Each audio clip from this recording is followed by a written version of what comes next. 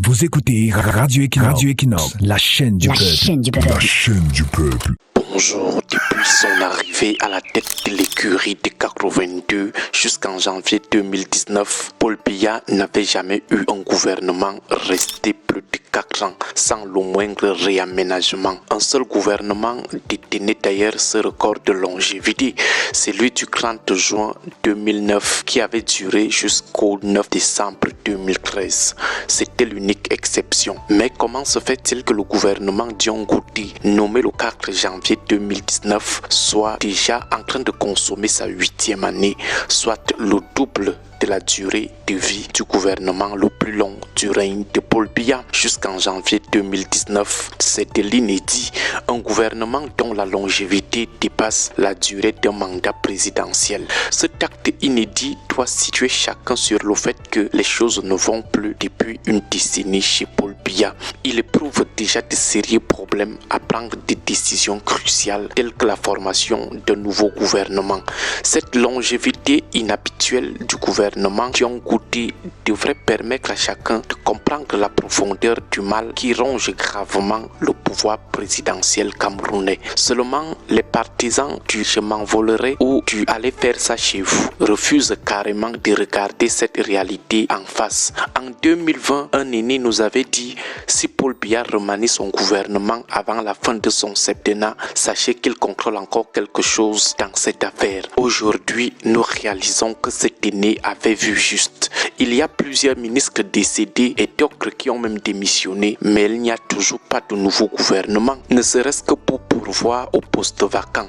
Ces mêmes partisans du « je m'envolerai » ou du « allez faire ça chez vous » refusent d'évaluer l'impact de cette situation sur le fonctionnement et la rentabilité de l'État. Garder la même équipe gouvernementale sur une très longue période sans neuf ni ajustement est un choix d'immobilisme fait par Paul Biya. Si cela peut rassurer certains partenaires au début, cela finit souvent par générer des effets de bord importants marqués par ce que l'on appelle l'usure du pouvoir. L'essoufflement et la perte d'innovation s'installent avec le temps, créant une routine où les ministres perdent leur capacité d'innovation, leur envie de réformer, surtout que certains à peine nommés sont déjà sur le qui-vive parce qu'ils ne prennent pas assez de temps avant de commencer à commettre des gaffes.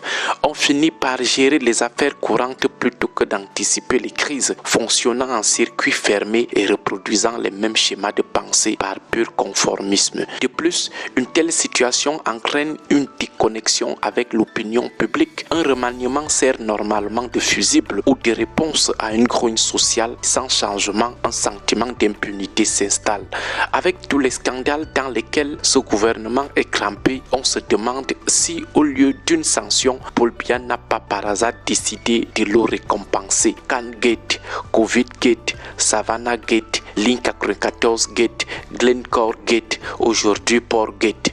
Les citoyens ont l'impression que Paul Biya est lui-même fier de tous ces gates, ou alors il a décidé de fermer carrément ses yeux sur tous ces scandales préjudiciables aux caisses de l'État. Cette longévité excessive favorise également le clientélisme et l'installation de réseaux d'influence. Les habitudes se transforment en privilèges, les mécanismes de contrôle s'émoussent et le risque de corruption augmente, tandis que les marchés publics risquent d'être accaparés par un cercle restreint qui ne craint plus d'être remplacé, comme on l'a vu avec ce fameux marché des lampadaires. Enfin, cette longévité provoque la démobilisation de la majorité politique. Au sein du parti au pouvoir, les cadres ambitieux qui attendent de leur tour ressentent une frustration interne qui peut les pousser à critiquer l'action gouvernementale pour forcer le changement.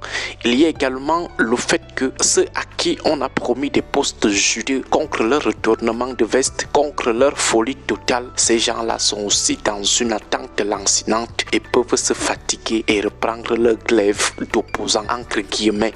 Ce manque de rotation crée des tensions souterraines et des guerres de succession explosives à des postes juteux. Sur le plan administratif, cela se traduit par une rigidité bureaucratique, politiquement par l'image d'un pouvoir figé, économiquement par un manque de réactivité face aux crises et aussi par une décrédibilisation du gouvernement aux yeux des investisseurs ou de potentiels investisseurs étrangers et socialement par une rupture de confiance. Si certains experts soulignent que la stabilité peut permettre des réformes à long terme dans le cas du Cameroun, cet immobilisme relève simplement de la perte de mainmise de Paul Biya sur son appareil. C'est un état de fait nocif et contre-productif pour le fonctionnement de l'État et le bien-être de la population. Avec la guerre de succession qui fait rage depuis une décennie où les clans et les figures prétendant à la chaise présidentielle se donnent de plus en plus des coups spectaculaires et décomplexés, il est clair que tel que c'est parti, nous n'allons pas échapper au chaos. Bonne journée à tous. Que Dieu et nos ancêtres portent leur regard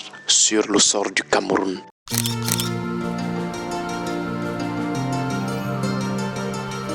Caméra de rue.